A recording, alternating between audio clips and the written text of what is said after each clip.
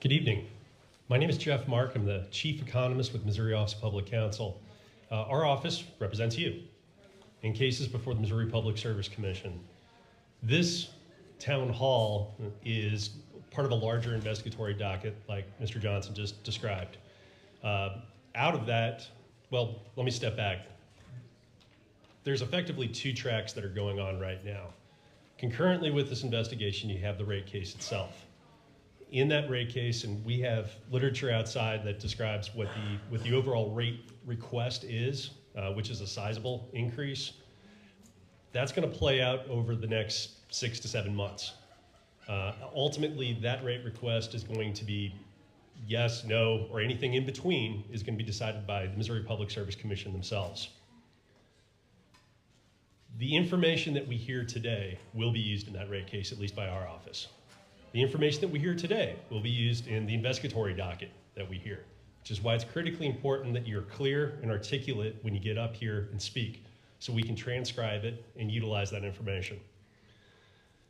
Over the last 3 days now, we have heard a number of issues regarding billing, customer service, customer experience, solar, potentially scams, any number of things. In each one of these town halls, we've learned new things. So please, please, please, we want to hear from you. If there are issues that you've experienced, this is the opportunity to do it, because we don't know what we don't know.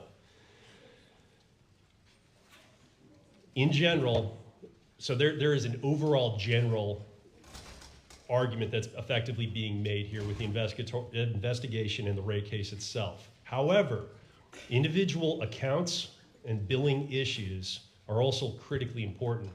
And what I'm afraid is that we might have individuals coming up here identifying issues that they've had with their bill and then leave.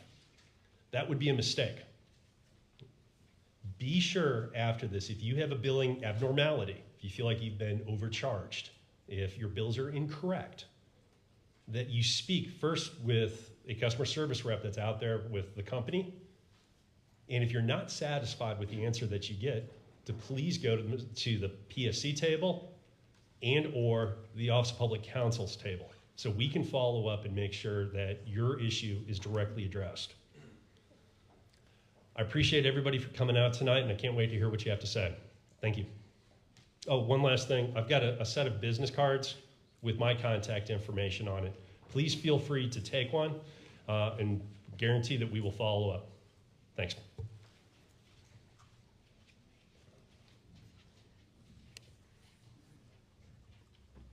Ready? Thanks, Dr. Mark. Thank you to the staff of the Missouri Public Service Commission and to the Office of the Public Counsel for inviting us to participate in this town hall. And thank you to all of those of you in the audience for taking time to be here as well. We value customer feedback, and we look forward to listening and learning and answering questions from our customers. My name is Tim Wilson. I'm the president of the Empire District Electric Company, doing business as Liberty Utilities. I've been serving Empire for 28 years. I've held every job from janitor to president, and I've dedicated my career to making sure our communities have reliable electricity. I know you expect and demand and depend on this essential service. I'm also here representing hundreds of Liberty Team employees who live in the communities we serve, including line workers, operators, engineers, customer service reps, and many others who work literally around the clock to keep the lights on in your homes, schools, hospitals, senior centers, and businesses. We're proud to work for Liberty, and we want you to be proud to have Liberty as your service provider. So how did we get here? As you likely know, we implemented a new software system which included changes to our billing systems. This new system was implemented across our entire company, not just here locally. Approximately 10% of our customers in Missouri experienced billing issues following that implementation. Certain areas were hit harder, like Bolivar, Branson, Aurora, Ozark, where we have two commodities in the same community. I want to start by apologizing to those who have experienced issues. We know it's frustrating and certainly inconvenient. And it has taken us longer than we planned to complete the transition, just being honest. We have had and continue to have a team of people across our company working to resolve issues and improve our billing and customer service practices overall.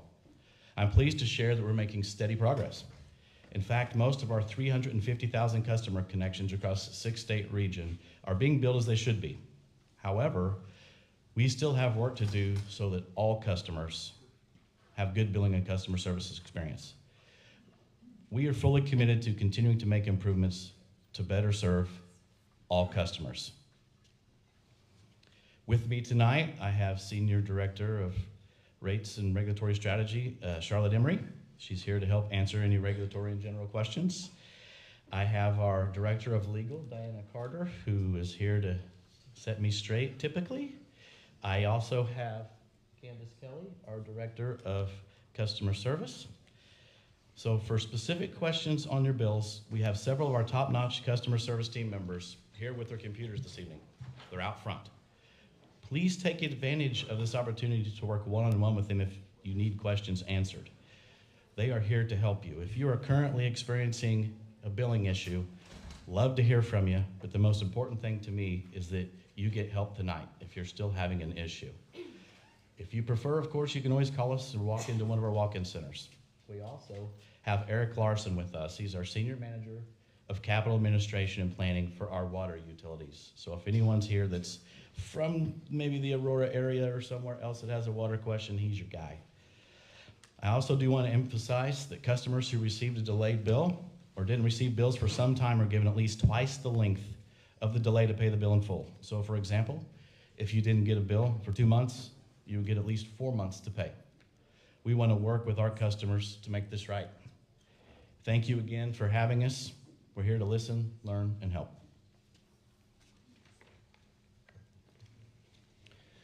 My name is Kurt Gately. I'm also with the Public Service Commission staff with Mark. A few things. If you have mobility issues, we're going to bring a wireless mic to you. So if we call your name and you need, just put your hand up. We'll come to you with a microphone. I don't recall if it was said already, but there will be separate local public hearings associated with Liberty's electric rate case that's going on. So this is for more overarching issues, but we will still have those meetings that are focused on those electric rates. Those will be in July.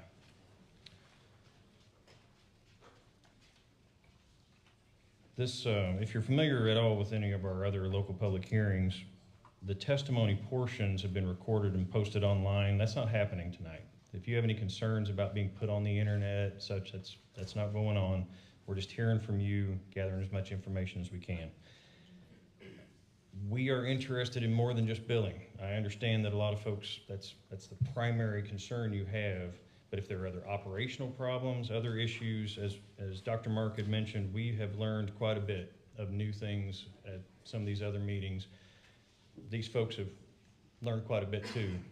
We only hear it from you guys sometimes because you're the ones experiencing it and we don't have visibility of that. They mentioned the customer service representatives out front. If you've had trouble on the phone, I have heard very good feedback from customers in dealing with the folks that they have out there. They have done great work with folks individually to help them with their accounts. And their bosses are here too.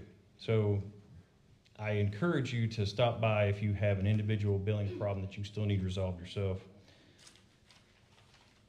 I know that y'all are going to do fine, but I need to say that we have had, whenever you get hundreds and hundreds of people together with several meetings, sometimes we have some issues. This is about gathering your information from you about the problems that you've been having with Liberty. If you spend a bunch of time trying to engage in political debate, if you showed up here to hurl personal insults at folks, and these folks didn't create the billing program. This is something that they've been sent here to get feedback from you guys as well. If your statements boil down to, I hate you, that's not helpful. You might, but we need the evidence from you guys. So we may ask to move on to the next person because you're taking time away from your neighbors. We need to hear from folks. It's possible we might not get all the way through the list. We got a lot of folks are still coming in. We will be here at least 3 hours. We're not planning a break. We might individually take breaks. We're going to keep going, try to get to as many folks as we can. And I appreciate you guys being out here tonight. All right, well, we're going to go ahead and get started with comments. We have 2 microphones available, 1 in each aisle, so I'm going to go ahead and call off 2 names at a time. We'll go in order of the names called, and I will say right now, I apologize in advance for mispronouncing anyone's name. All right, first up we have Gary Corvers and Kathleen Berge.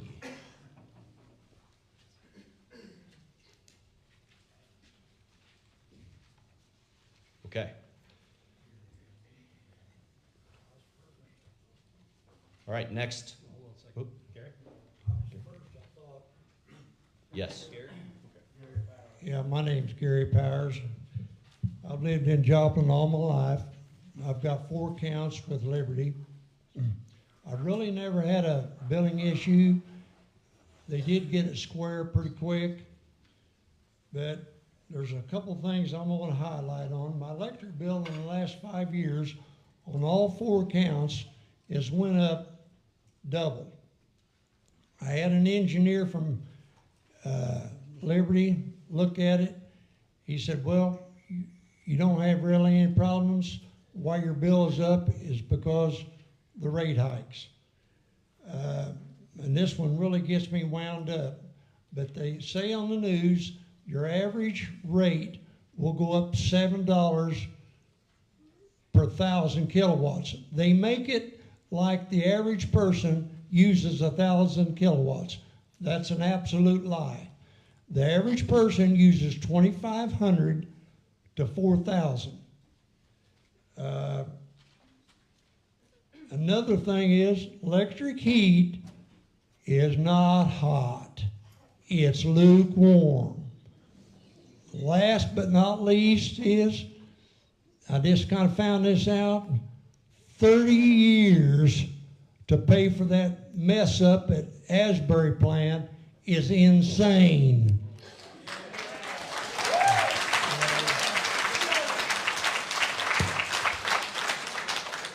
Thank you, Mr. Powers.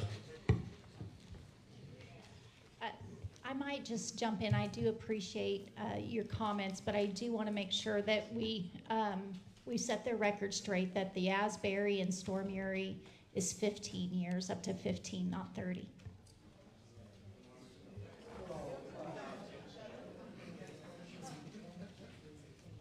All right, I think next was Kathleen Berge,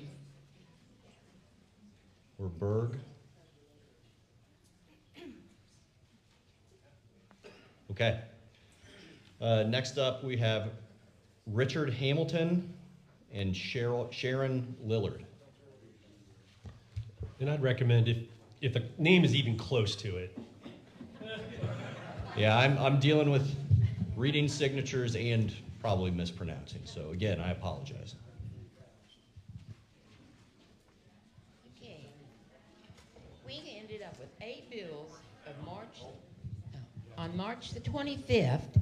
Of course, it says 0 balance, but then they had a different number too.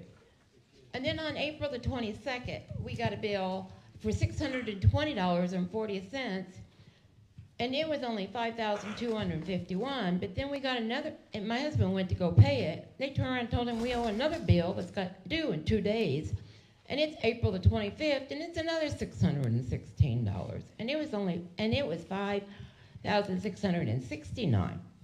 And why 15 years for Asbury? Can you answer me that? Kathleen, before they answer the Asbury question, what is your typical average monthly bill? Well, you know, the last few months we've been getting $600, and we have solar system. And back in, I was just looking at my papers, in January 24 to January 25, we was only paying $19. So why are we paying $600 a month now? And why are we getting less on solar system than what we used to get? So let me address the solar issue.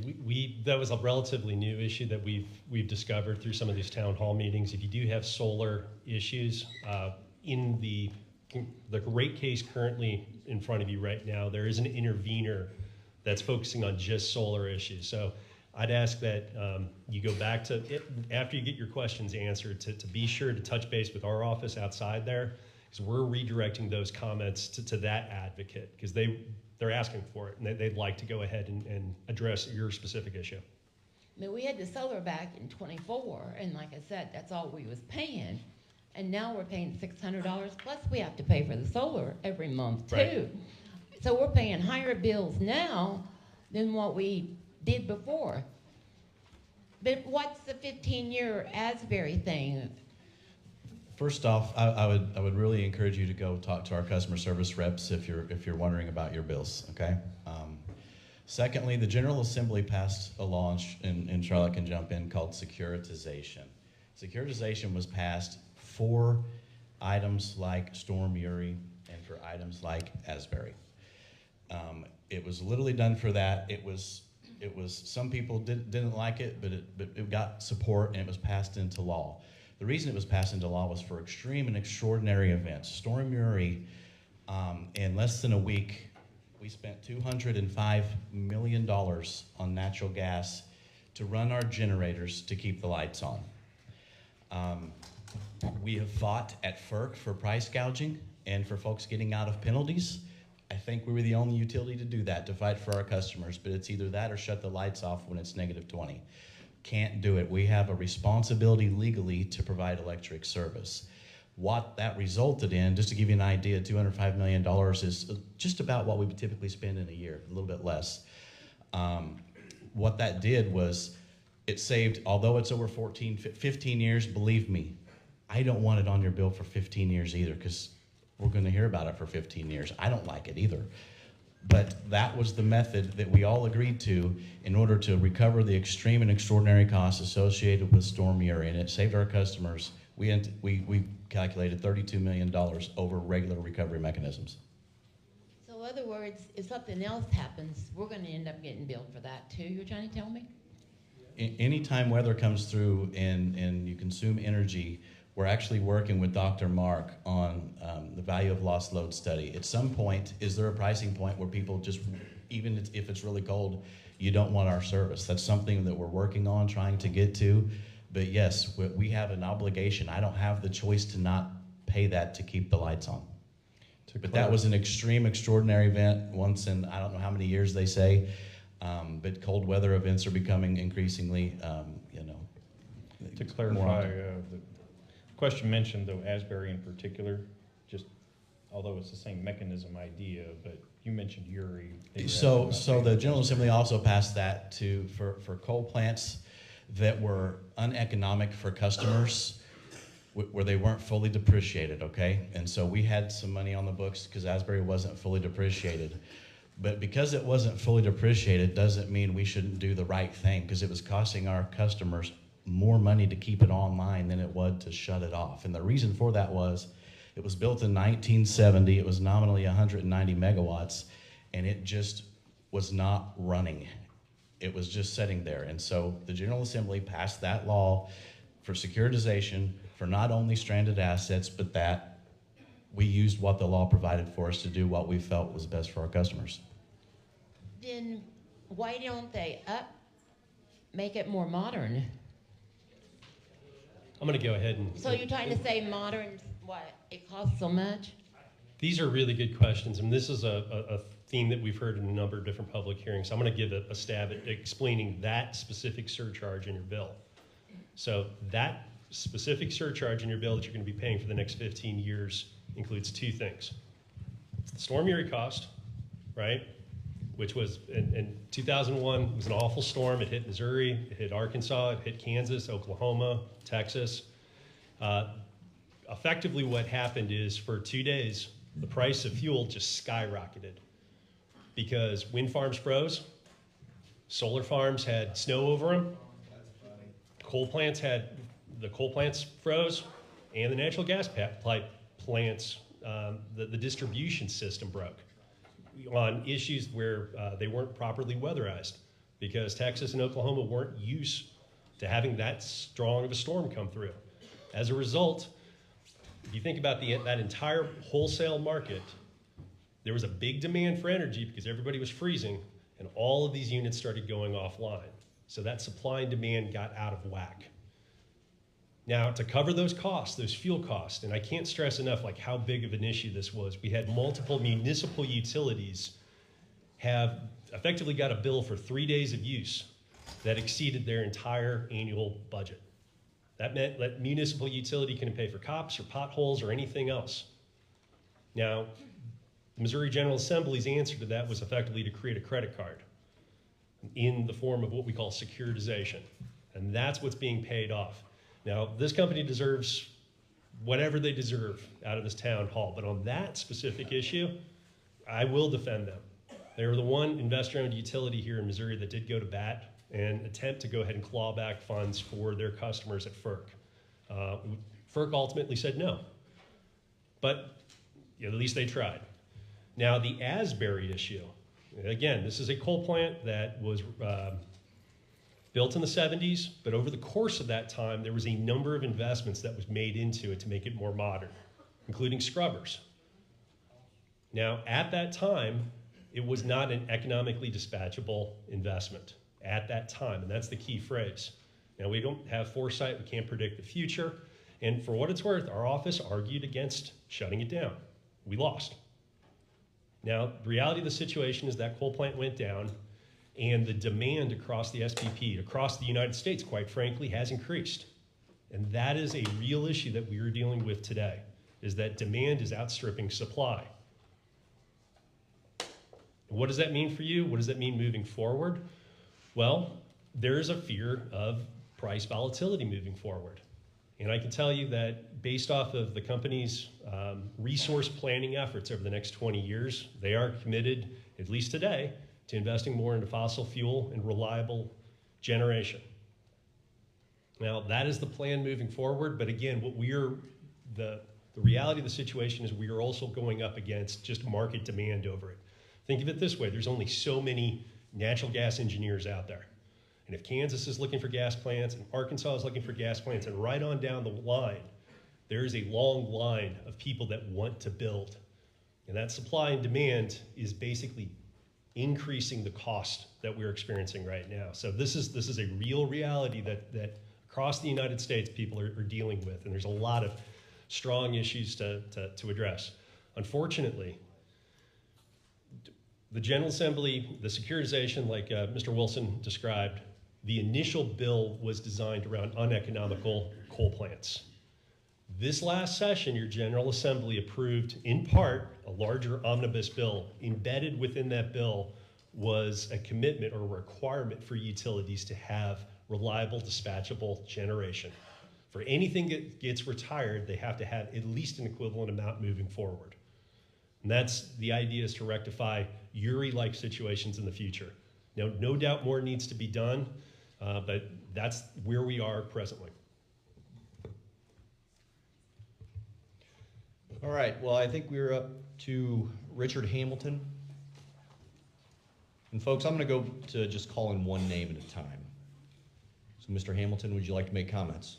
No. All right, next we have Sharon Lillard. That was you? Okay. All right, next we have Myrna Mosier.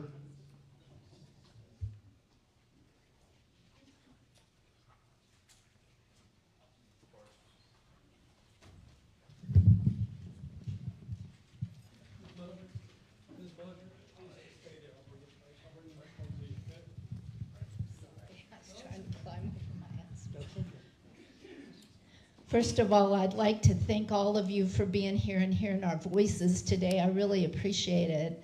I too have always lived in Joplin, and I'm 74 years old, and I just like to speak on part of the elderly community like myself that live in Joplin. And since Liberty bought Empire out, I too, my electric bill has doubled in those years. I've always had gas heat and electricity, and my utilities used to kind of balance each other out in the fact that during the summer my gas bill would go down, electric would come up, and then in the winter it would kind of rotate, but that's not the case anymore. My electric bill always stays high.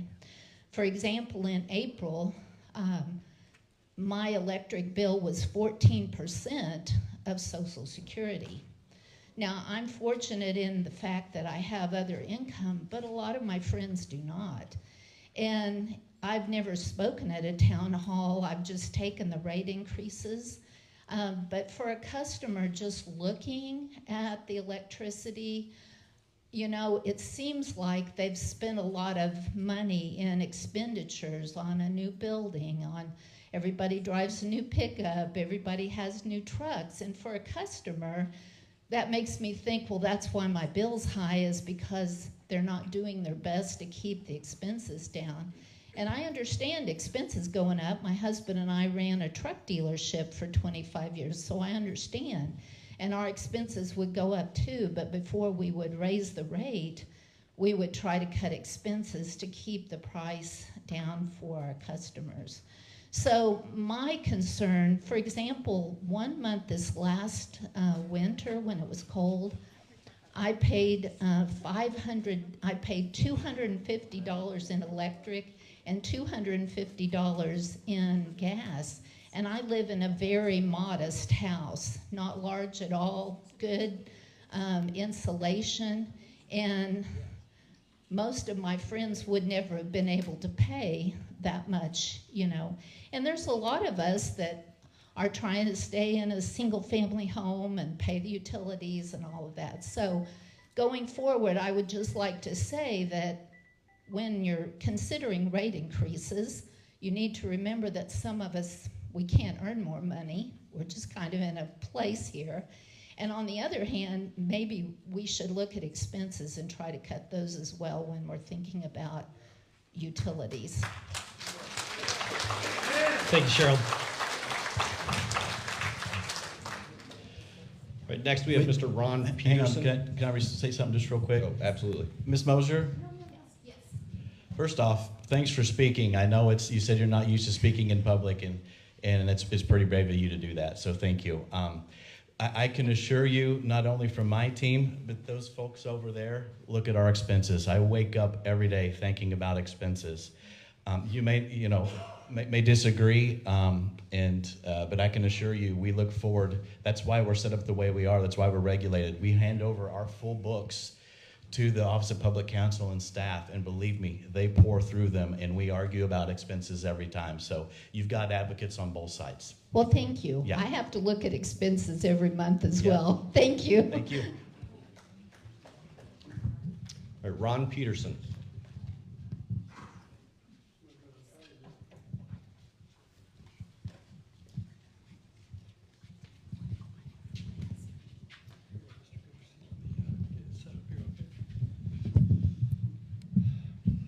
I have a small rental unit here in Joplin, and in March, I received the electric bill, ran out of paper clips for how many bills I received. At 5, 6, 7, 8, 9 copies of the same bill.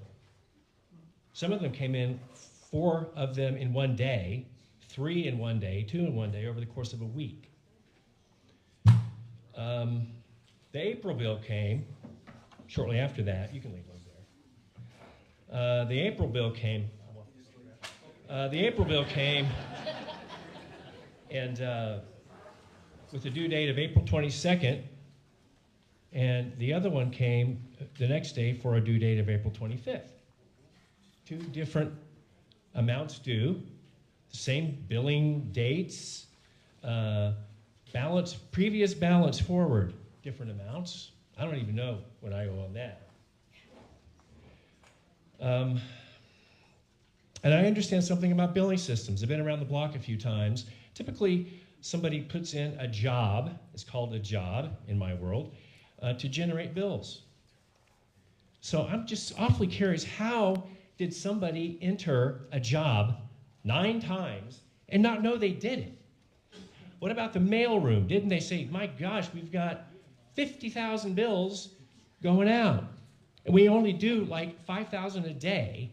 What's going on? Nobody said, Maybe because they charge by the bill, your third party, so they didn't say anything because they would get paid. I don't know. Can you explain that? I can. First off, we had a few people experience that. I think we had about 8,000 to 10,000 people. I'll do my best to explain it. I'm not the IT or the billing expert, but just a little bit. So you're right, we do have a third-party vendor that handles those bills. We have two systems that interface together, SAP, which generates the invoice, or generates the bill.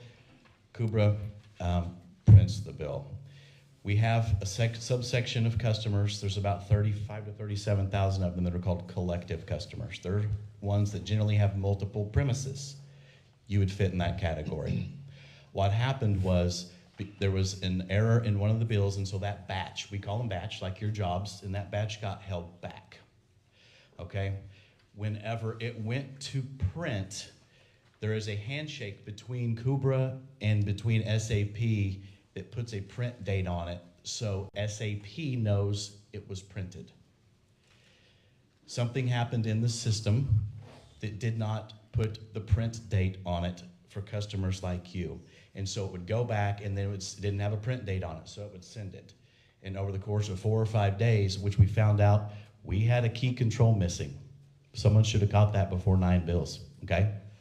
But I'm just being honest with you and telling you what happened. They found out what it was. That's how it happened. I can tell you personally, I had a customer who had 9 bills, just like you. Their first 7 were $0. Their 8th one was for $272, and their 9th one was for $0. I had them all 9 on my desk for a month. You can have these. To remind me. Hey, I appreciate the comedy. I'm trying to be honest with you and be serious, okay? But I'm just telling you, I took it personally as a reminder what our customers went through. And I'm sorry that you had to go through that. That is unacceptable. Did anybody lose their jobs over that? How many of you were in our organization that know the answer to that? None of you.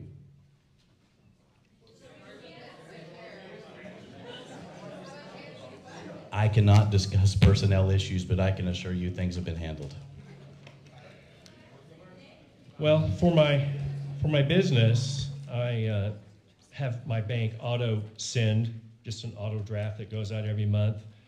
The same amount. I pay over the highest bill during the year just to maybe get a bit of a credit balance or keep from going negative to make sure the bill's paid every month. The last fall, I got an October bill with the typical monthly charges. I paid it. Then 5 days later, I got another bill for 5 or 7 days, a smaller amount that was due. And I thought, well, you said you're going to have billing system changes. Maybe I'll get another bill for the other 25 days. I'll just keep paying my same amount every month. Never was late, never was underpaid. I thought, oh, everything's great. Well, the November bill came for $1,000 more than what I've ever paid. It was a $4,000 bill. And nobody could explain that to me. I'll visit with your folks out here to ask about that. But in February, I just gave up and just paid the $1,000 just to shut everybody up. That's awfully frustrating, especially when our margins are thin where we work, and I never could figure it out. What is the fuel adjustment surcharge on our bills? So that represents fuel costs that we pay outside of the base rates. So the base rates there that run about 13 cents or 11 cents, and there's a $2 or 2 cent credit, that contains a base level of fuel cost. And then twice a year we go in and we evaluate how much actual fuel costs we have incurred for a 6-month period. We compare that back to that base amount.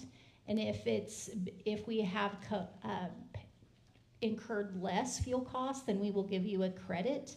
And if we have incurred more, then there's an additional charge. Is that fuel for your trucks or fuel for your plants? It's for the generation units. Got it, okay. What is the facilities charge? It's a type of part of the rate design to collect, and it's charged to certain classes of customers.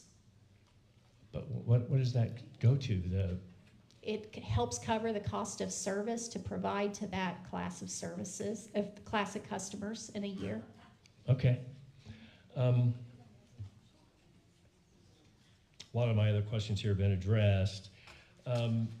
It seems like Liberty just expects businesses to absorb the arbitrary increases. Our bills have gone up well over 60% since the Asbury plant shut down.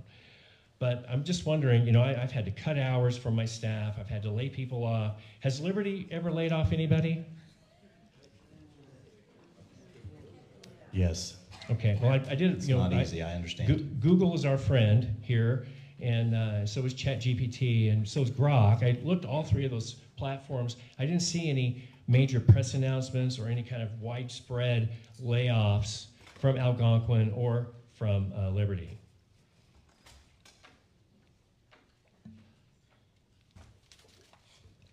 Were you going to say something? I was just waiting for the question, if there was a Well, question. I just, you know, you say you have. I don't recall that in the news, and it's not on the internet as an If there article. had been employee terminations in the history, yes, there have. In the history. How about in the last 5 years? Employee terminations, yes. Widespread, a RIF, 10% reduction, that kind of thing? Has there ever been anything like that? There are Okay. various reductions in our workforce, yes. Well, like I We said, did have some conditions. Part of Liberty coming in the merger was certainly to make sure we stayed involved with the Joplin community. That was very important for the Joplin community to keep the jobs here and to keep the workforce at a certain level. So we have maintained that condition and those requirements. The city of Joplin fought really hard for that when Liberty came in. So certainly we complied with that requirement and have kept the jobs here in Joplin as promised. okay. So Diana's probably going to get on to me here. Last May and this January, our entire organization had 2 rounds of layoffs. It might not have been in the paper. We don't like to Okay. publicize that. I'm sorry. How many coal plants does Liberty currently operate? We operate 0. Zero. We own parts of 3 power plants. Iatan Unit 1, Iatan Unit 2, we're 12% owners of those. They're up north of Kansas City. And Plum Point, which we are 7.51% owners and 7.51% PPA. We have a total of about 280 megawatts of coal-fired generation that we own. Has the U.S. government mandated that you move away from coal? Not directly. I know what government has, and it's the Canadian government. Your policies reek of Canadian ESG environmental policy, sir, and you're foisting that cost on us. That's why our bills have gone up since the Asbury shutdown, 1670, a double, 100% for a lot of the people here. And if Asbury was so uneconomical to operate, why didn't our bills go down? Our last rate case was adjudicated in May of 22. The average base rate increase was what? 7% is what I recall. So I'm not sure about that. And what was your question about Asbury? Why didn't our bills go down if Asbury was so uneconomical? In a to vacuum, and if that was the only thing that we owned and operated, they would have. But we have other substations, transmission lines, distribution lines, other facilities that go up. So it net saved us money, but it's not going to reduce your bills because we have other things that we own and operate, about $3 billion worth. Well- I might try to jump in here Sure. and mention Come on, that. Stan. Sure. But we roughly were having about a $23 megawatt hour base rate that was included in the 2019 rate case. And then when we came out of the 21 rate case, that went to about $8.70. So that's fuel. That's a huge drop in fuel. And then we through that FAC that I was chatting about, that actually we went back up to around somewhere we danced between $12 to $14. So there has been a pretty dramatic drop in prices as it relates to the fuel costs that run our generating units. Well, there's seven executives in your C-suite. Looked up their salaries. 7 people make $13.29 million a year with Algonquin in Ottawa, Canada. Over 13 years, which is what we're paying off for Asbury, et cetera, that's $172 million that these 7 people will make with zero inflation, by the way, or zero cost of living allowance. And Yet we're on the hook Mr. for- Peterson? Yes. And yes, I just want to make sure, because I would like to safely get to my car. We represent the Empire District Electric Company. I'm not sure which entity you're speaking of, but those are not the Empire District Electric Company officers that he's referring to. That's a parent company and not this utility. I very much encourage you to come back for the rate case. I will. And give that sort of testimony to the commissioners.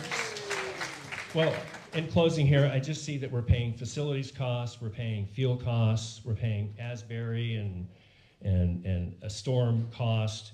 I would like to see a line on our bill for CEO pay. Why not? I think that should be included. So I hope you can fix yourself. Mr. Peterson? Something you said, well, there's a lot of things you said that piqued my interest, but one in particular, you said that you paid in excess of $1,000, that you were questionable just to end this. Could you expand a little bit on that? Well, it was the mischarges. I think they were double counted kilowatt hours in November, and we couldn't resolve it in December. Then the holidays hit, and then January I didn't get anywhere. So come early February, I just paid it. Okay, that right there is the second stream. Like, that's what this investigation is so important, and that's what I'm afraid of is happening right now, is that effectively customers are just paying it. Okay, so hold on. Here's the thing about that. If you have concerns over, now, if you have a large excess payment, due to estimated bills, or you didn't get billed for multiple different months, that's understandable. You need to pay for what you used, and the company will set up payment plans. However, if you feel like those are abnormalities that were incorrectly charged, please do not give up on that. All right, it is critically important that you follow up with the PSC or the OPC, and that we help you get that money back if it's warranted. Okay. Okay. Thank you. Great. Thank you. Ladies and gentlemen, for those of you who are standing in the back, this is going to be a long meeting. This is pretty informal. You can come on down, take a seat, and as always, there's room in the front pew. There's lots of chairs. All right, next we have Sheba Lewis.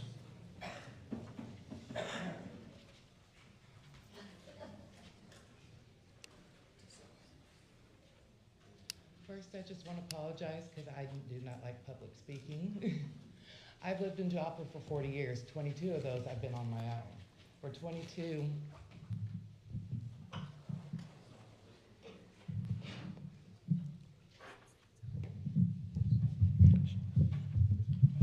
22, of those years I've lived on my own, and I had Empire for my electric.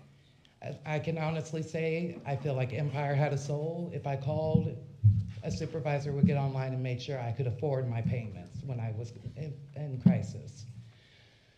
3 years ago, last summer, my husband, the our electric bill is in his name. We did not receive a bill the whole summer. My husband called. Now, remind you, I pay the bills. My husband called. You guys stated, we're doing an update. We don't have your amount. This happened for 3 months. I had a bill for $3,000 come Christmas. I bet, Mr. Wilson, I did too. I promise you I did. Okay. Okay, I was like, I promise you, Mr. Wilson, I did. I'm a mother of 9. My husband made about $6,000 each month last year. He ended up getting his hours cut, and he does his own business. I ended up having to go back after 22 years of being a stay-at-home mom and work 2 jobs. You also stated that you never turned the power off during the winter. My mother's power was turned off when that big storm hit 2 years ago for at least 15 minutes. And then another issue is that like I said, I work 2 jobs now. I'm also a park manager, and I'm based off a commission. I cannot get my rentals rented because when they ask who's the provider, I state it's Liberty, and they say they don't. They go to Carthage or they go to Newmac. So my issue is, sir, Mr. Wilson, is how many more jobs are we gonna have to work to be able to afford? Because I guarantee you, my 9 kids, I pay $2,000 a month in food for them. And that's not junk food, that's not steak, that's not lobster, that's hamburgers, hot dogs, things like that. So my bill for my monthly payment, because of the 3 months, is almost $1,000 a month. How many more jobs am I gonna have to take, or my husband's gonna have to take, to be able to pay? Ms. Lewis, first of all, thanks for coming down.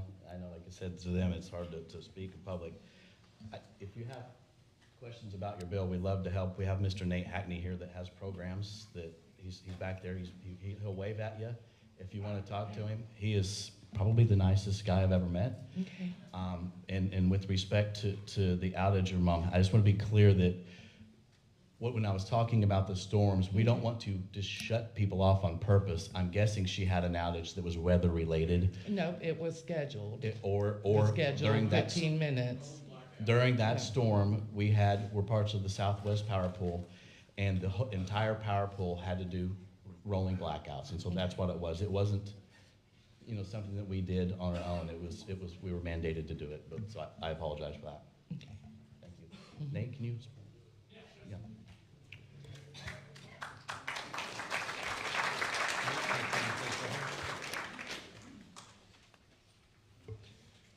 Next up, we have Randall Barker.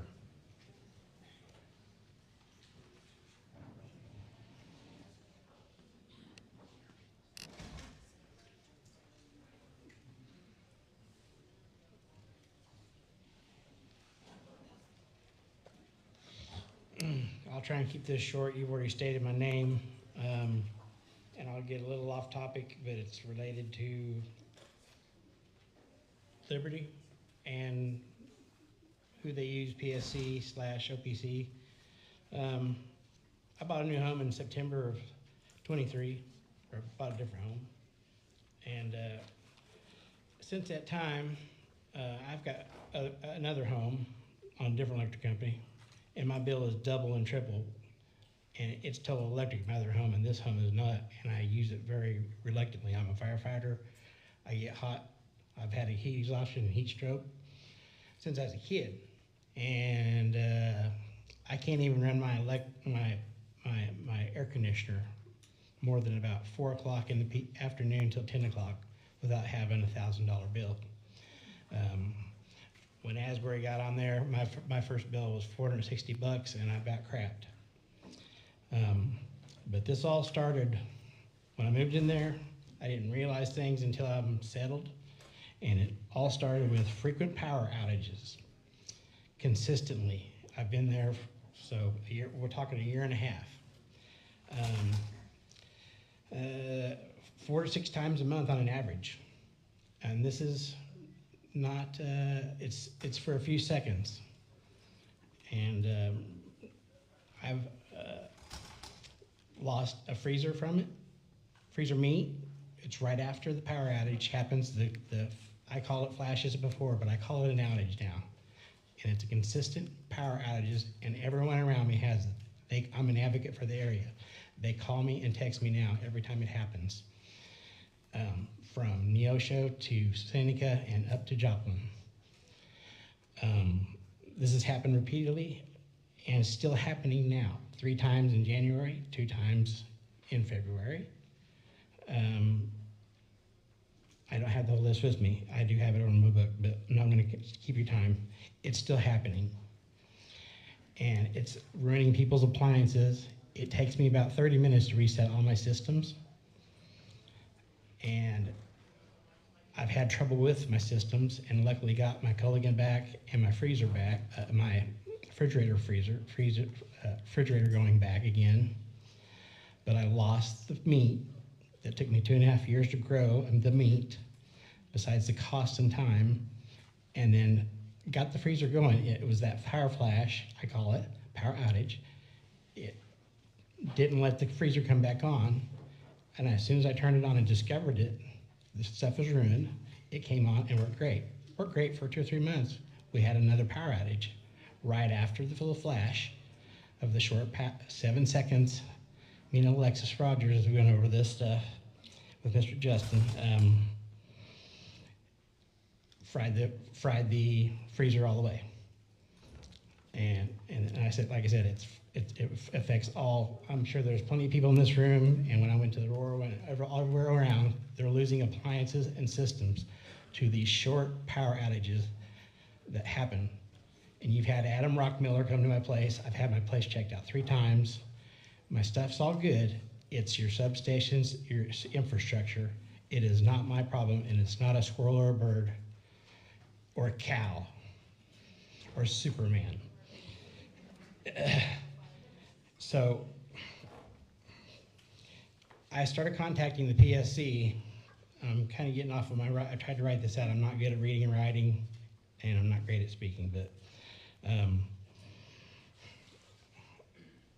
I called the PSC repeatedly. I'm just going to go off here. It's in my head. I can't even read off this paper to you guys. I called the PSC because that's who you send us to. I was failed at the PSC. I was hoping Ms. Khan was here tonight, but I have got a ongoing email comment list going now that I've sent. So they've got part of my message, but they have dropped the ball on the front lines of the people that answer the phones. Ms. Jordan finally got frustrated. I probably called 30 to 40 times to make a public comment because I'm not good with computers and writing, typing, spelling, all the above. So I let them take my statement. And they're usually fairly lengthy. There was nothing there but 2 comments. And it was nothing of substance. And Miss Nancy looked it up, and there was 3 quick hits she found, which is nothing. So my message never got across to anyone. I finally had more problems go on. I contacted Miss Jordan. I specifically started asking for her because she's the head over that group that takes the calls. She got frustrated, irritated because I kept calling. And I called Liberty also every time this happens. I have it all on recording. She got irritated and she transferred me to Mr. Eastlick because she was tired of it. Mr. Eastlick and me had a nice discussion. We had a very measured and in-depth discussion. And I told him about the power outages. And we spoke about the Asbury plant, which is one of my topics on here. I tried to do a bullet point, but like I said, I suck at this. So, speaking with Mr. Eastlick, he said that I said that plant should have never been destroyed, and it shouldn't have, and he agreed. And you're charging us. I don't care if you call it the storm or not. You're charging us because you blew up your own plant. You could have saved that plant and repurposed it, or used it as a backup when things were better. And you're charging us for it. And I've called you out already. It's in documentation to the PSC and to the Attorney General.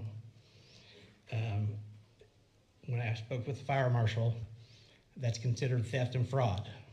But you guys somehow got a lobbyist or someone in there to pass this into law and get your securitization and make us all pay for what is your problem. You blew up the plant and made the decision, Liberty, and you should be paying for that. And if you didn't have the money, as a business owner myself before, and other business owners, I'm sure they have to go borrow money. And you can borrow money instead of taking it from us customers or going through the government and taking it from the customers. Some lobbyists coming in there and talking representatives into doing this. That's my angle on that. That's what my understanding is theft and fraud, just like the solar panels, where you're not giving the credits back to them with your meter problem, you're stealing money from customers. So that's enough on that. It's already kind of been hashed a million times, and it's in record, and I will come and testify for the one that's official. And but after speaking with Mr. Eastlick, he won't return my call now because I've upset him with comments I've made and possible insinuations. But trucks were everywhere. Liberty trucks were everywhere after I called Mr. Eastlick about the power outages. It was like bees down in Racine. And it's never happened before. But once I've got a hold of him, people show up now, not just because of a short power flash, the power outage. They will say, that's emergency, we have to come out. It's not emergency, it's happened for a year and a half while I've lived here, and all my neighbors that call me and talk to me as an advocate says it's happened for 8 to 10 years or ever since you've took over. Worse than when it was Empire directly instead of doing business as Liberty. And they said that they just have became complacent in not calling you. And I've been scolded by your service people, like, you need to turn that in. Well, it was Sunday at 8 o'clock, or people are having somebody else called, or we can't see that on our record. People have to go to work. Some people, it's on Sunday, so they're going to church. But I usually call. But I was scolded because I didn't call. You should call that in yesterday. I'm like, I can't sit around. I don't get paid by you all.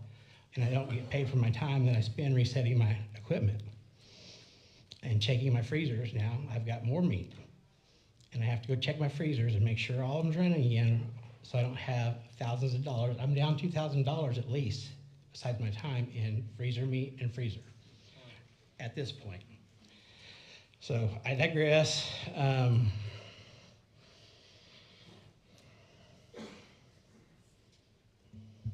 Mr. Barker? So, I'm sorry, yes.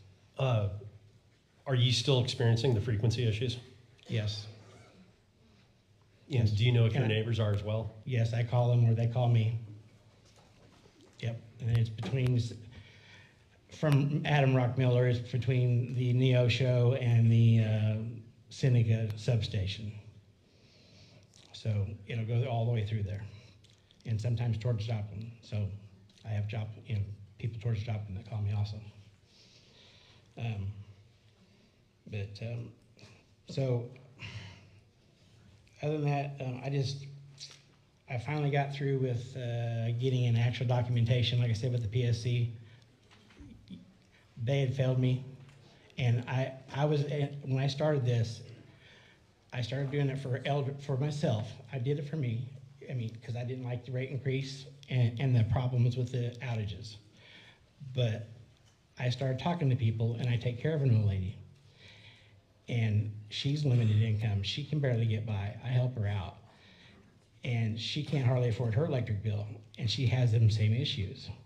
And so I started talking to the neighborhood and becoming an advocate, and I go around, I'm passed out Attorney General forms and started sending them to Andrew Bailey. And I would send them to PSC and said, here, it's on your bill, but here's a sheet also, besides this form for the AG. Call that number and have them document that you're having outages or whatever your issue is, your grievance with Liberty. So I probably put out 50 to 100 of these driving around like I'm campaigning on my own money and time for the people, for everyone. And I don't think that it probably ever is got documented at PSC. I don't know that, and I'm just saying that I sent that many people your way, and with my experience of what happened, when they're not asking you questions or making sure it's documented and putting it in there, you're wasting our time. It's not work. That doesn't work.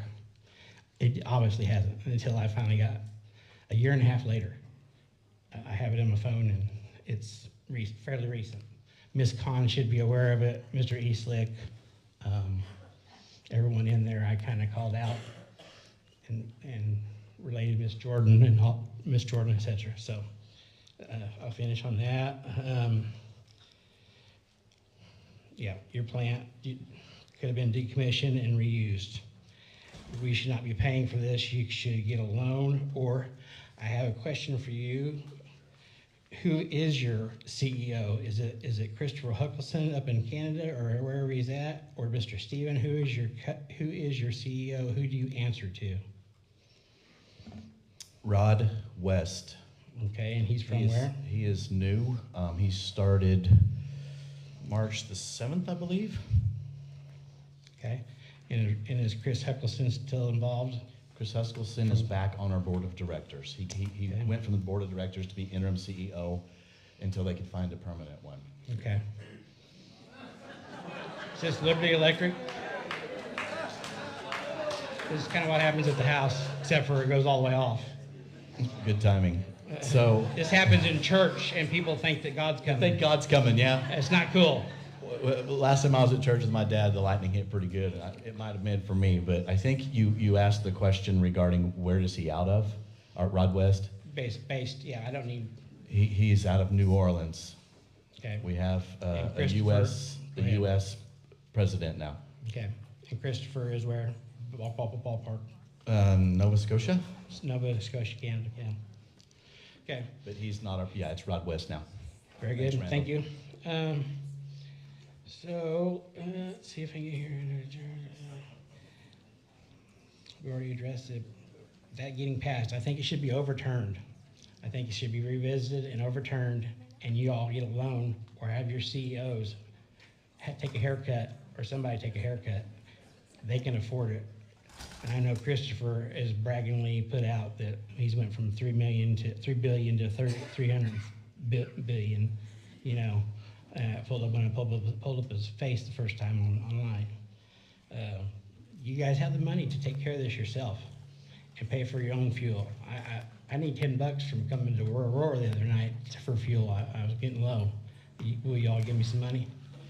Randall, as we stated earlier, and I appreciate you showing up again, that fuel is to power our power generation facilities to generate electricity. It's not for our trucks. Yeah, well, my fuel was to come try and work on you guys and work with these people and try and help address issues with the citizens that's being harmed all across the state because of you.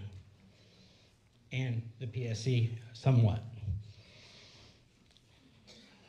So I guess you're going to be, okay, all right. I am going to wrap it up. I'm going to leave because I look forward to the new analog meters and hope that works out, because all this is going to get addressed and everything's been addressed. And I thank you for your time. Thank you, Mr. Parker. All right, ladies and gentlemen, we are just over an hour into this, and we still have quite a list to get through. Next up on the list, I have Gary. No last name was provided. After Gary, we've got Maurice Filson. Yeah.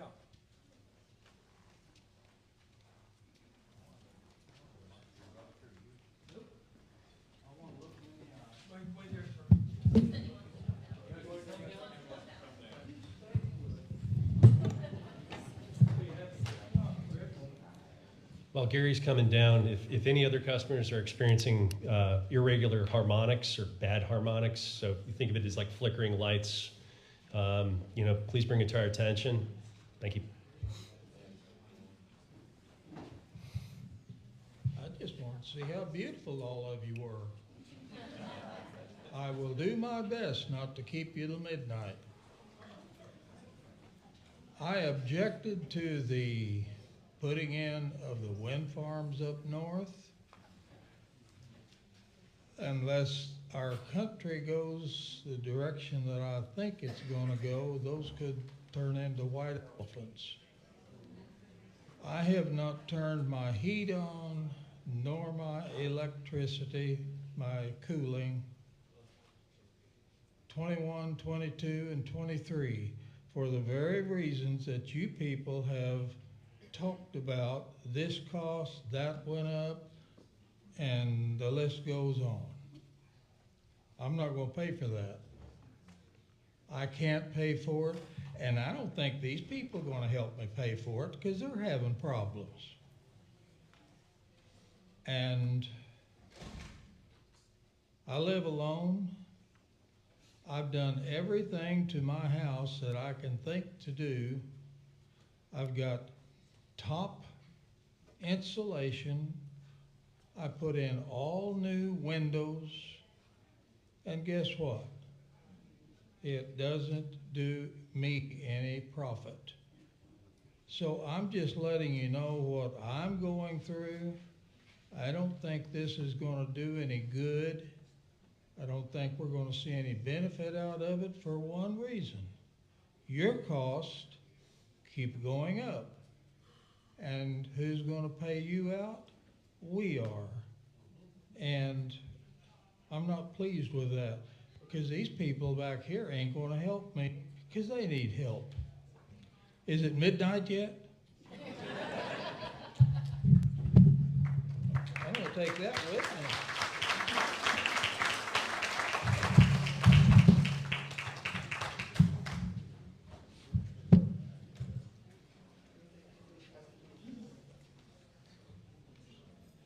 All right, would Mr. Filson like to make a comment?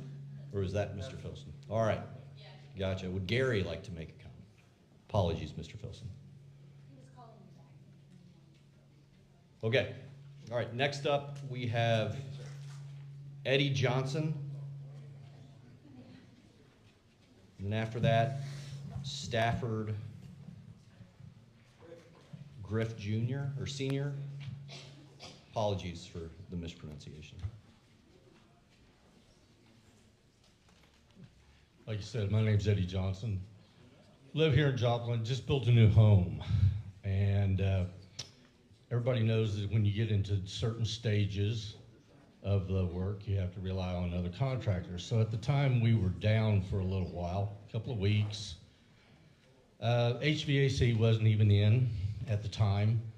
We were running on 2 outlets, one in the kitchen, one in the laundry, running on about 6 temporary lights, which we were shutting off with breakers. And we ran into a spike of 7,500 kilowatts in 17 days. And nobody there. So I don't understand. We've had, Liberty came out, I had 2 or 3 people come out. They've checked the meters. We had our electrician check everything that they could check. HVAC, I'm not gonna mention the name, they came out, they checked their unit, everything's fine. But at the same time, we were left with a $900 electric bill. They said it went through our meter and and they're wanting us to pay it. So these spikes, we were also told, happened between 5 p.m. and 2:30 a.m. I don't know anybody that works those hours, but at the same time, there was nobody working at that house at the time. We're now living in the home. There were no appliances, nothing. We were, like I said, we had just finished the sheetrock.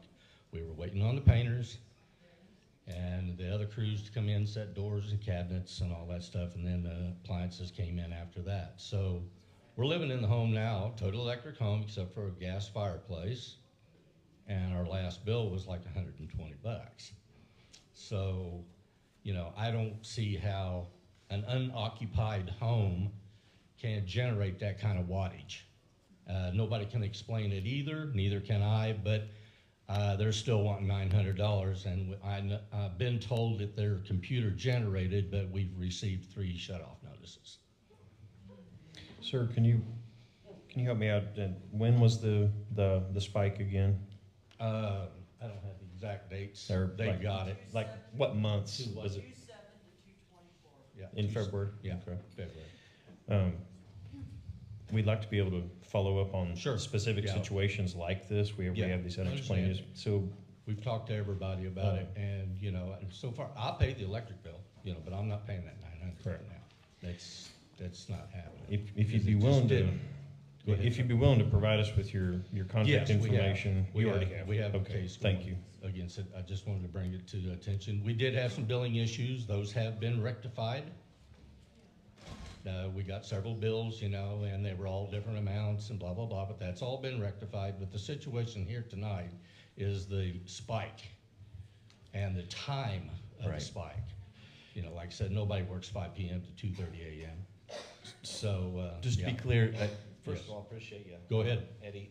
Thanks for coming down, and you were running drop cords? No, No drop cords? not during the, you know, there was nobody in the home at the Yeah. time. We were in between contractors. And The contractor didn't come in until 2 days after this so-called spike took Yeah. place. But we did send someone out to check Oh, your yeah, meters. yeah, there's Okay. been a number of people out there, nobody can explain it. And they got your hourly data, and that's how you knew when the spike was and everything? Oh, Because yeah, we've got a we've meter talked tech here. to Okay. multiple people, and, you know, and we've done everything we can, but at the same time, you guys you're still wanting $900, and Yeah. I can't justify paying that. If there's anything I can do to help you, we've got people here. Yeah, they say Yeah, it went right through here. the meter, but I don't Yeah. understand, you know, when you're only running 2 outlets and I 6 lights, understand. and you're shutting the lights off with breakers. There was only 3 breakers in the whole box Right. at the time, and the panel. So, I mean, I just don't understand it, so. All right, and just to be clear, Mr. Johnson, it looks Yes. like you're looking for a refund of $900. What, I haven't paid it. Well, that's good. I haven't paid it. No, I'm not, you know, no, because it couldn't have been. I don't mind paying my electric bill, and I have. But the $900 is still outstanding, and like I said, they're still sending us shut-off notices. Like I said, they say they're computer generated because of the amount. Sure. And past due, blah, blah, blah, but, you know, at the same time. I just want to bring it to everybody's attention that this is something else that has taken place. You know, everything seems to be on the up and up now. I mean, we're running good. You know, total electric home. It's so I don't know. Mr. Johnson, I just want to be clear too. We're not shutting people off. Oh, no. We haven't for a year, and I appreciate you bringing that up though, because that's been a point of confusion that I want to make sure I clarify. We're sending out shut-off notices for people that they need those to file for assistance to the programs that we support. And so if you receive a shut-off notice, it's A, to remind you of your bill, but B, so if you need to get mutual assistance from the programs that we support, that you can have that I'm as just proof for that. Disputing this and totally. Yeah, You know, okay. That's all I'm doing on this one. Thank you. You know, if I use it since I've moved into the home, everything seems to be fine. And it was fine after those 17 days. It was just a 17-day spike that generated 7,500 kilowatts to an unoccupied, half-built home. You know, I mean, there was nobody even working there at that time. So that really, and even if you did have just 2 outlets and 6 lights, you couldn't use that much wattage in that period of time. So there has to be something wrong somewhere. I think it was the meter myself. I don't know if the meter was ever changed. You know, we weren't there, so I don't know what's taken place at certain times where the Liberty came in and changed the meter. I can follow up with and you to see if everything. someone changed a meter. I can do that if Yeah, you want I us have to do no that. idea. I'd have no idea.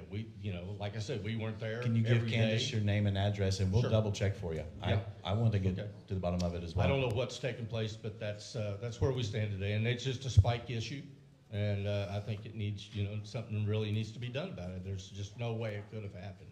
Appreciate your time. Yep. Yes.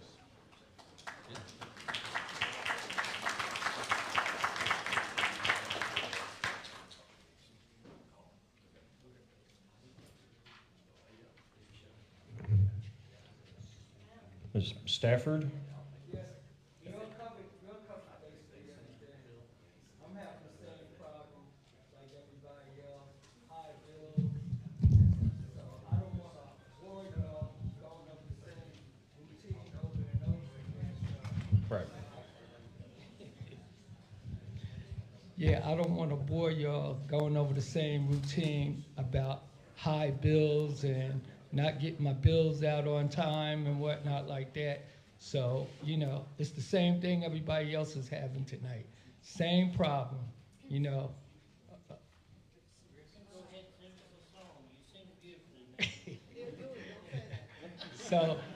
So that's basically it. That's what brought me out here tonight is the high bills and, you know, the customer service is good. Don't get me wrong, but the high bills and stuff like that, you know, I'm just struggling just like everybody else. And I get the bills late sometime. And then they do the duplicate billing me like that all the time too. So yeah, that's pretty much it. Well, thank you for those comments. Next, we have Christine Schote.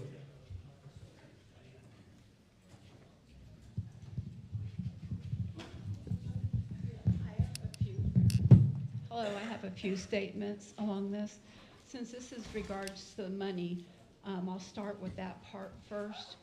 I also have multiple outages for short periods of time. It can go anywhere from 5 to 10 seconds to 7 to 15 minutes.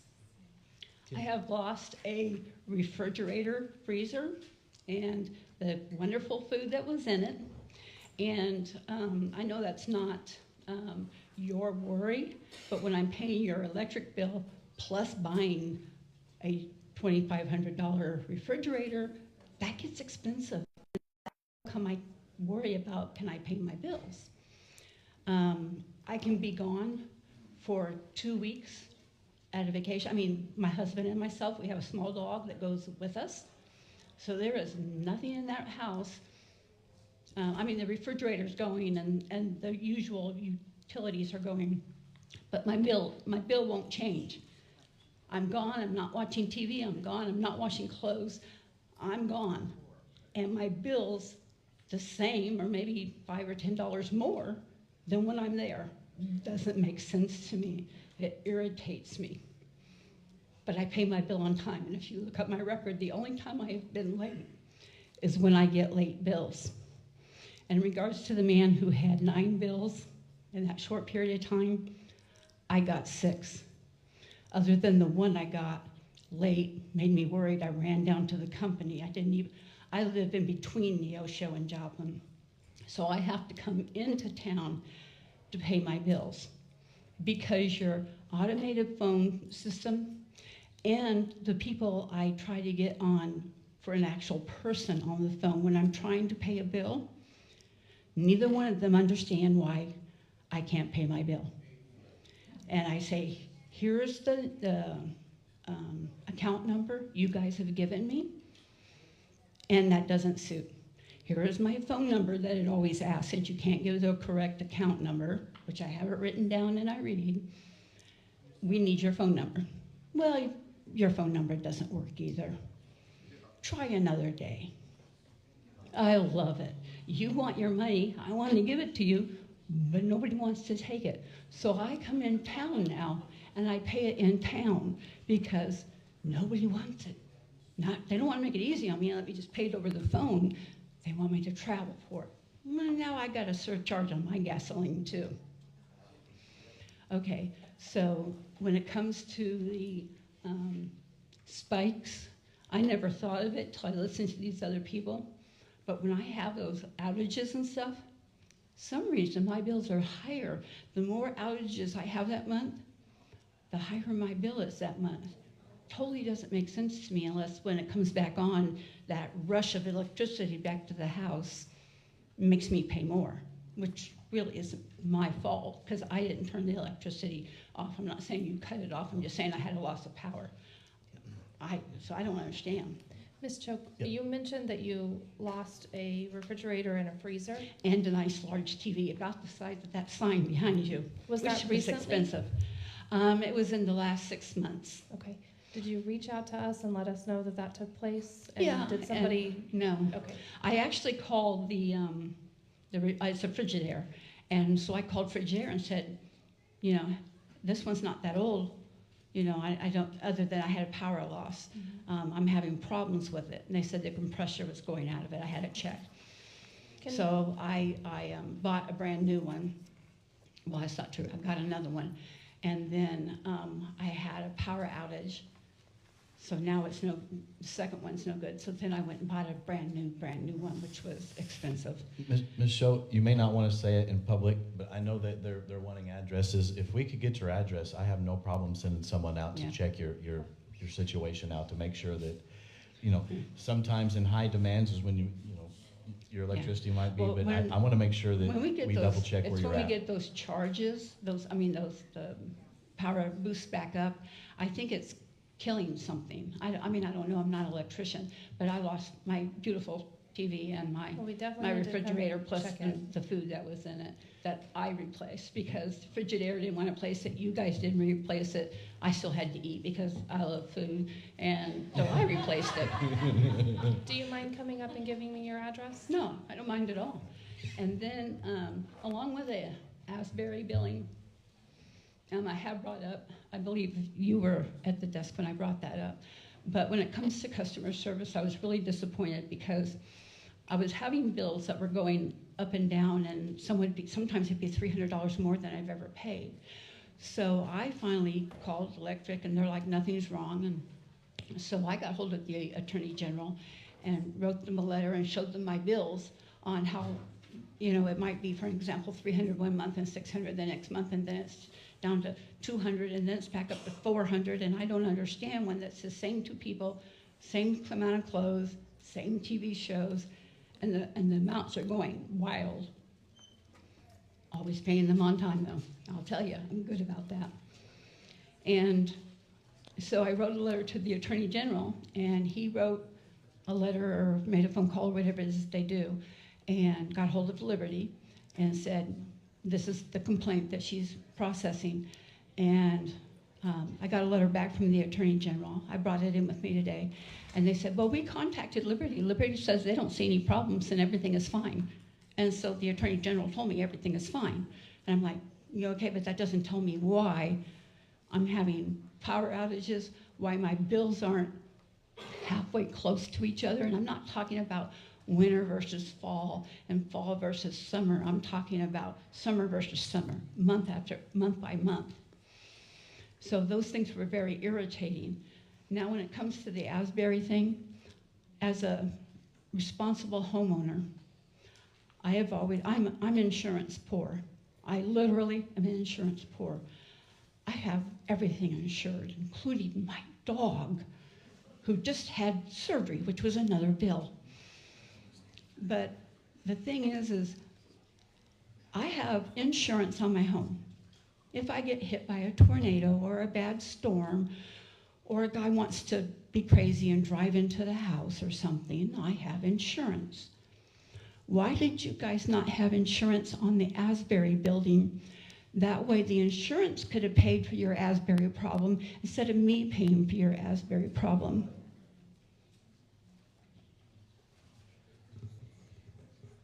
So the phrase Asbury problem has been used and maybe Well, not the just building you. being destroyed or whatever it is you did to it.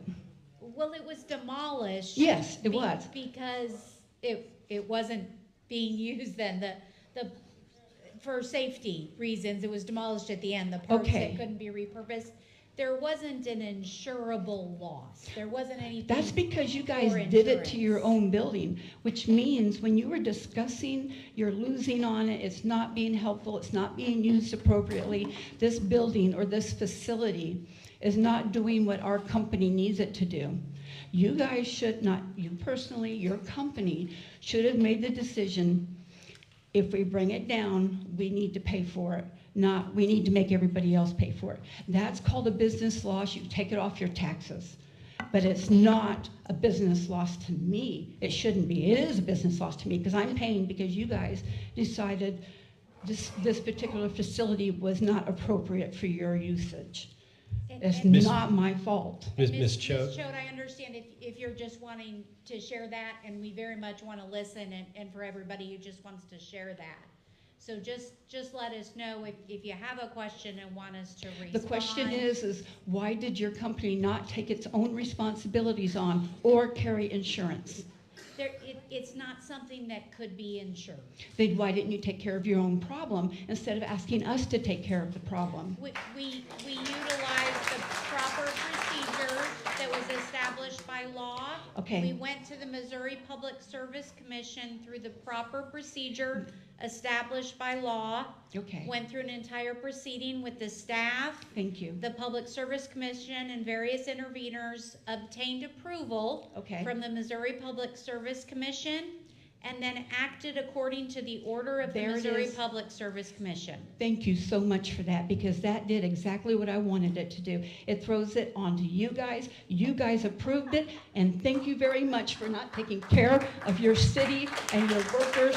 Instead, you pass it right on to us because you're right along with them. Thank you, Joplin. Ms. Chode, I got a couple questions for you. And just for the record, we opposed it. We just lost. But, I'm sorry? They lost to Liberty. Liberty didn't want to pay for it. They said, we don't want Joplin to pay for it. Liberty says, too bad. So somehow that became the law. But Ms. Chode, what I'm really interested in hearing are three quick things here. Would you happen to know just a brief estimate of out-of-pocket expenses, the frequency issue had? I mean, I heard, a TV, I heard a refrigerator, ballpark. I'd say just over $5,000. Over $5,000. Because the refrigerator freezer cost me just over $2,000. The food I lost, just the meat alone, I only took pictures. I took pictures of it and everything to show, that it was really spoiled. I wasn't just saying it and making up a story. So I took pictures of it and everything else. And just the meat alone, I lost over $300, not counting the stuff that was in the refrigerator area. I've got a number of other questions to follow up with that, but my colleague, Manziel Payne's right over there. He's going to hand you a business card. I'd like to follow up with you after the fact. Yeah. Thank you for your comments. And our TV was over $2,000. And So Ms. Cho, to clarify, you did not notify Liberty that you lost all of that? yes, I did. Okay, because I asked that earlier, and Oh, you, I'm sorry. That's okay. I said, I had contacted for chair, because they were the first person. When I say I'm insurance poor, yes. I took out the extra warranty. Okay. I really am insurance poor on everything. And again, could you please provide me with your address? Yes, so we can go back and Thank check. you. I'll be glad to. All right, thank you, Ms. Schode. Next, we have Mike Sword.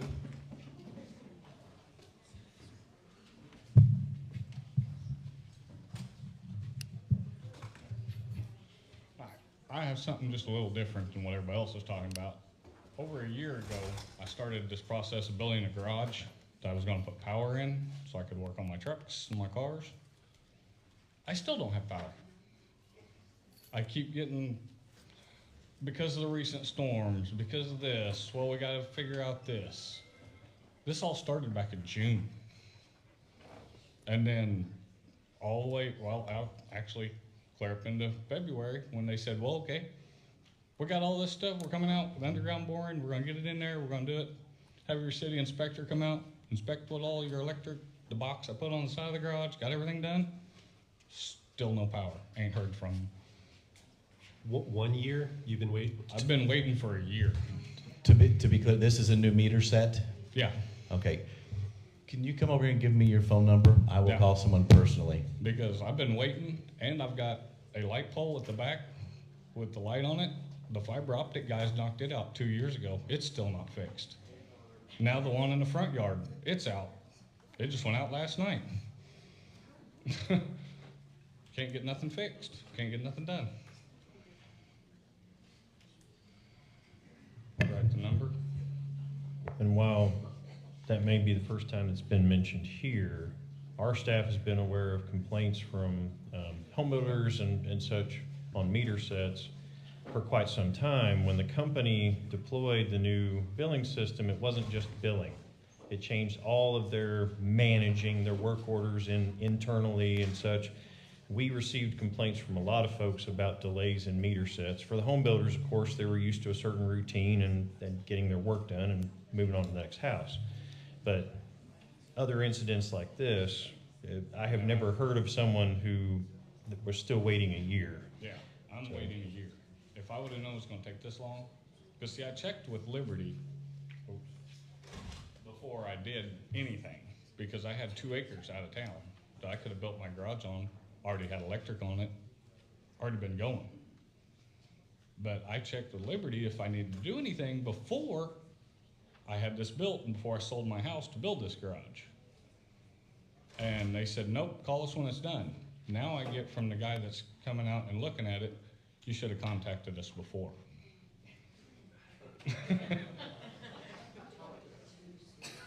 Yeah, so it's a little irritating. I spent money on getting all the electrical conduit, everything done like he's wanted, and he keeps telling me, oh, 2 weeks, we're gonna do it. Nope, here it is. A year later, I've had a building permit for a year. If you're willing to take one of my cards or remarks, if you don't have resolution of this within the next week or two, I'd appreciate follow-up back if you're willing. Yeah, I am. Thank you. I really want to get this done. Thank you.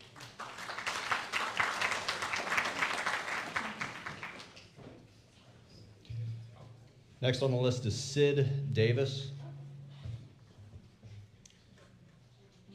Jeremy Nelson on deck.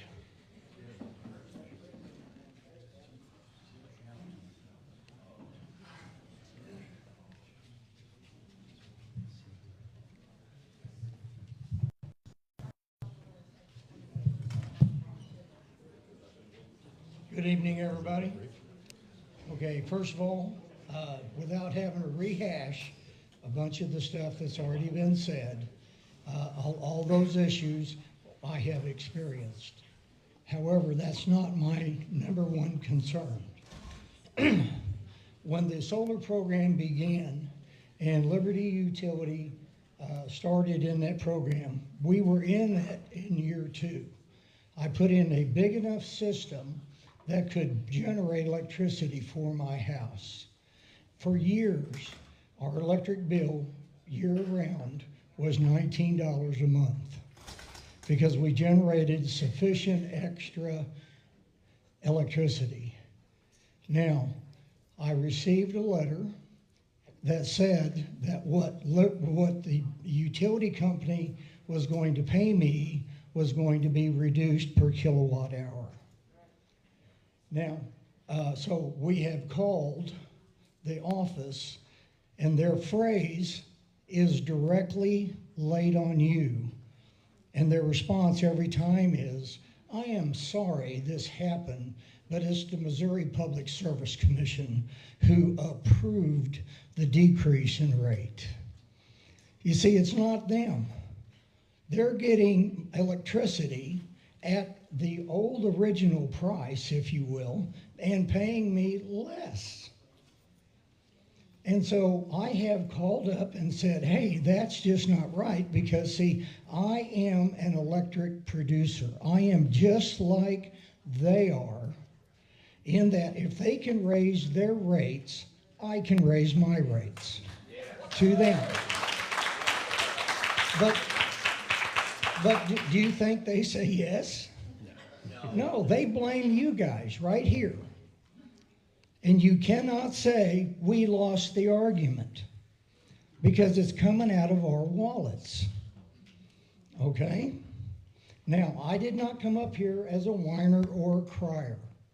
I came up here because our family has been in business since before 1960. Big John's Heavy Equipment. We have figured out how to succeed. But this is one problem we've got to have your help on. We've got to get paid what we're selling in electric production. And that's basically all I got.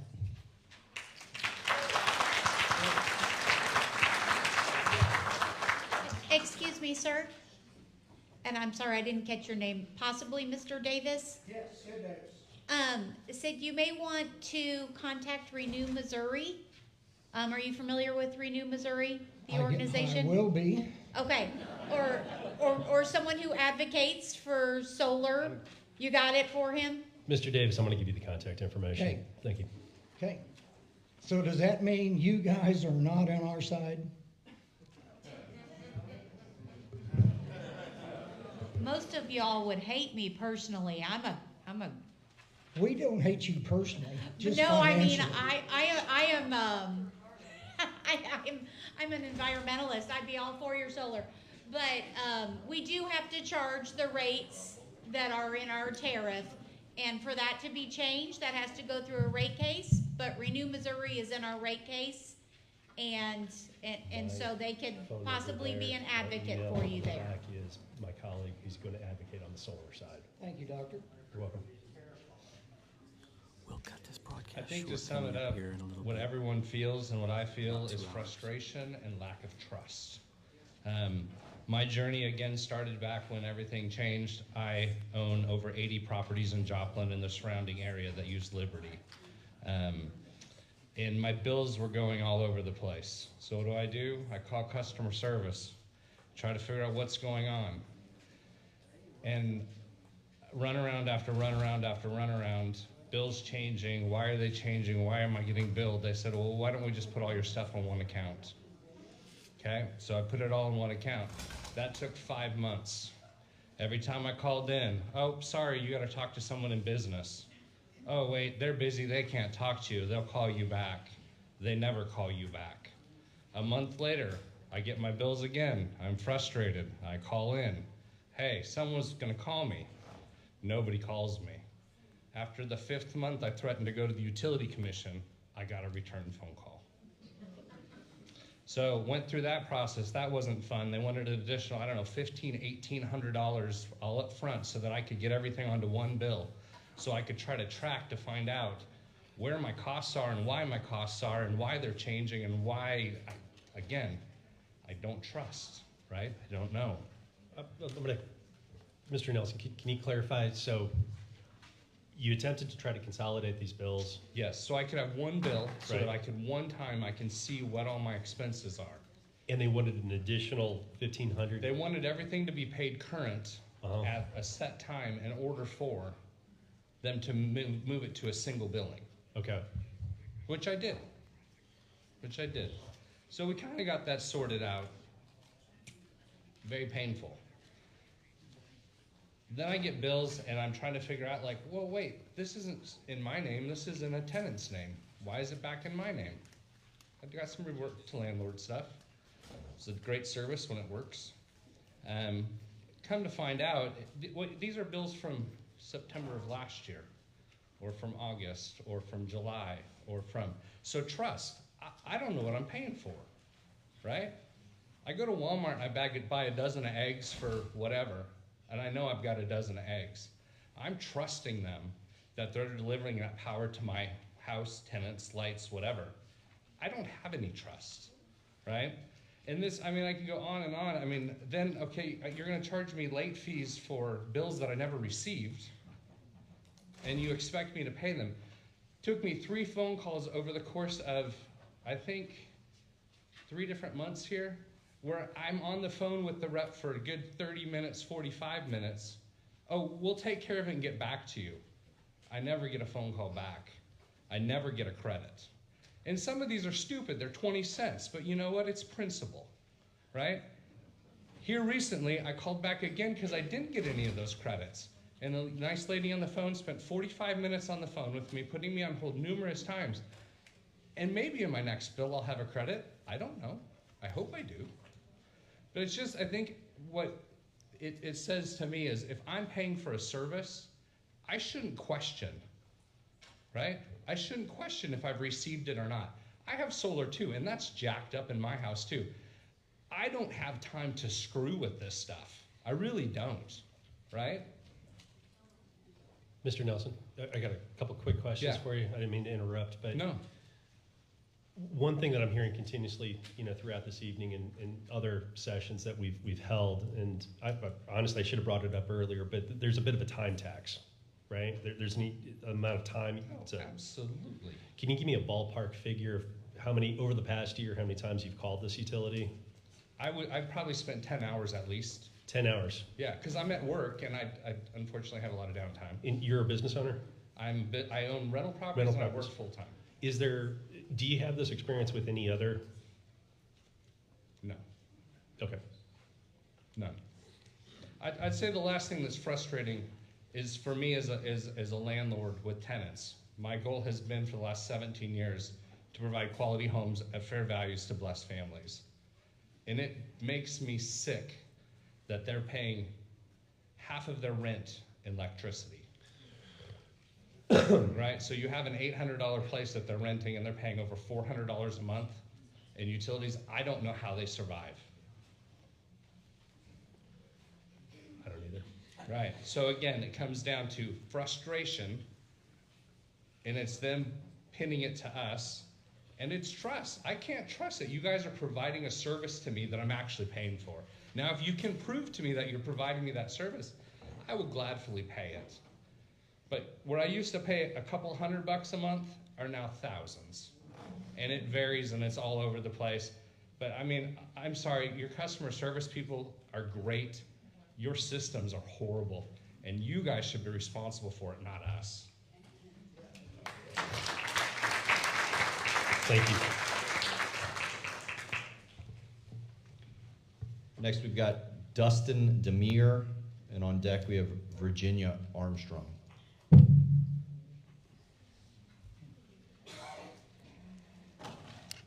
Good evening. My name's Dustin Demir. That's D-E, capital M-I-E-R.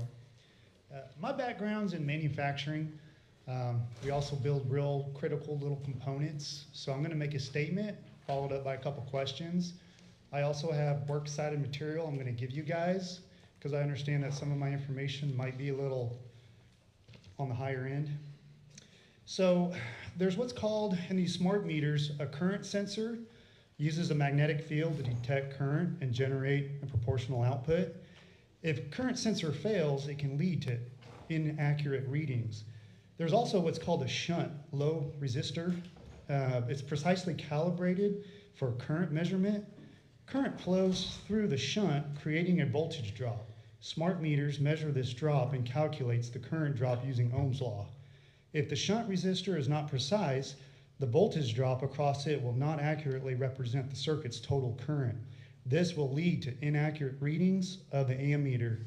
So I know that these digital meters, they're made by Itron Inc., and that's out of Liberty Lake, Washington. It's an American technology-based company. So I know that there's a warranty coverage on these digital meters. Itron smart meters are under warranty, and Itron will repair and replace them at no charge if the failure is due to components or workmanship. Warranty on Itron smart meters is generally provided to the utility company, not the individual homeowners. So question one is, how many of these smart meters are you guys actually seeing getting warrantied out?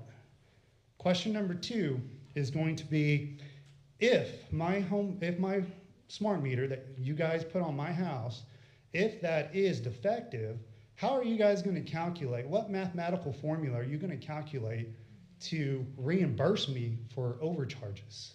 Those are my questions. Thank you. Mr. Demir, we'll definitely have to follow up with you. I am not our meter expert, but to my knowledge, I don't know of any we've had warranty out. Our person in charge of meters is here. I don't know if there's anything. Get him a microphone. He acts like he don't want to talk, but he does. So when we deployed the meters, we did have some that were bad, that didn't fire up. They didn't warranty because they weren't accurate. When we get in all the meters, they're all tested from the factory, and we get the test results, and they're all loaded in. Missouri state standards is 102 to 98%. At Empire, we test ours to 101 to 99. So we have a 50% more stringent tests than the state requires. If we have a meter that somebody calls in, or we see a spike that's not explainable in the system, it'll error, and we'll go out and test those meters. Our test equipment that we use is Radiant. Radiant comes out once a year. We pay them to come out and independently test all of our test equipment, so we ensure that accuracy. We sample test and complaint test about 2,500 meters a year to ensure the accuracy across the system. So to my knowledge, and you know, I don't see every one of those tests, but to my knowledge, we've had 2 that have tested high. And we send those into customer service and billing, and then they get a hold of the customer. So do we just call you guys? Everybody just calls you and they phone the company? We all Yep. Yeah, if you want your meter tested, you call in the customer service, tell them you think your meter's not being tested. No, there No, is no there's no- cost. It's Missouri no charge. statute that there's no cost. The Missouri statute actually says you can have a test every 12 months.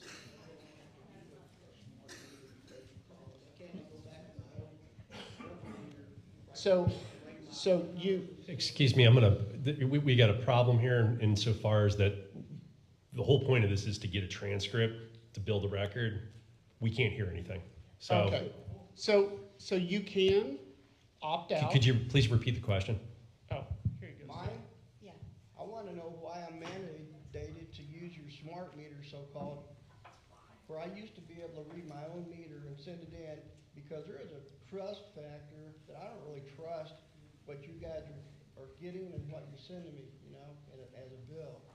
Where I could read my own numbers, I used to be able to, and send it in, and I knew for sure what I was using and compare it that way. And now, no, everybody's getting to use smart meter. You don't have to use a smart meter. You can opt out. There's a lot of people say, hey, I want my old analog meter back. There is not a major manufacturer of analog meters anymore.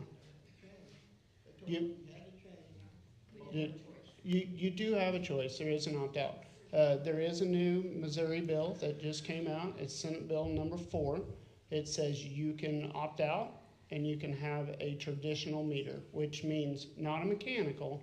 It's a digital meter, but it has no communications on it. It's not an AMI meter with the network turned off. It's just a plain digital meter. They've been around for 40 years, since the mid-'80s or so. And the opt-out fee is $15 a month, and that is a Missouri law that just came out. So I'll try to clear that up. This past General Assembly, as part of a larger omnibus bill, there was a provision in there to allow customers to opt out of AMI meters. That law goes into effect in August. However, that specific provision doesn't, effectively we need to, there's a rulemaking process, but also just an implementation process that needs to be filled out. So the law effectively doesn't go into effect for that specific issue until next July. But at that point, you have the option of getting a digital meter, and you would be required to self-report. So you would be able to read exactly how much you're using. You would report that back to the utility, and you'd effectively have a meter reader coming out. At this point, we've contemplated twice a year on a biannual basis, just as a sanity check to make sure that you're reporting correctly.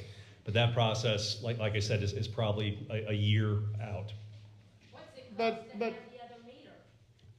just because you opt out doesn't mean you have to self-read. We can put you on a read route where a manual reader comes out. I don't want you to think just because you opt out. And we don't have to wait for that law. We have a current tariff. We have an opt-out tariff. We have had since we deployed the meters. And all of that is true. Really the uncertainty there is just the cost that's associated with that. That cost does change in August to the cheaper. Right, and that's the key there. So. But you don't have to wait till August. We do have an opt-out program now. So there is no other extra cost besides the $15? There's some more cost involved? There is a cost inside that tariff, that bill that just got passed, and I believe it's a $125 fee.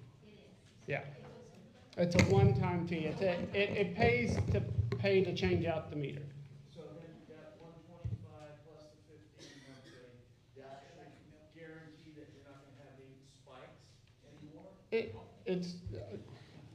No. No, I mean it's still a electric meter, but I would tell you as the guy that's over the metering. I mean I haven't these meters are testing well. I haven't seen an issue where they're not testing well. Our equipment's certified. I mean I have the same meters at my house. I have two. I'm an Empire Liberty customer. I have the same AMI meters at my house. I'll be quite honest with you, my wife pays the bills. I don't. And I would be quite honest with you, in this billing issue, I missed a few bills myself, and I didn't have to answer to customers. I had to answer to my wife when I came home. So, I mean, I do understand what you guys are going through. There is not a major manufacturer that makes analog meters anymore. They're just not out there on the market. You can find some on eBay or a refurbished meter company, but there is not a socket. Sir, we really need to work through the list, but we can talk one-on-one with you separately on it. My last statement is going to be, if you homeowners are seeing irregular spikes in your billing, it may be due to your meter. So I would maybe suggest warranty that out.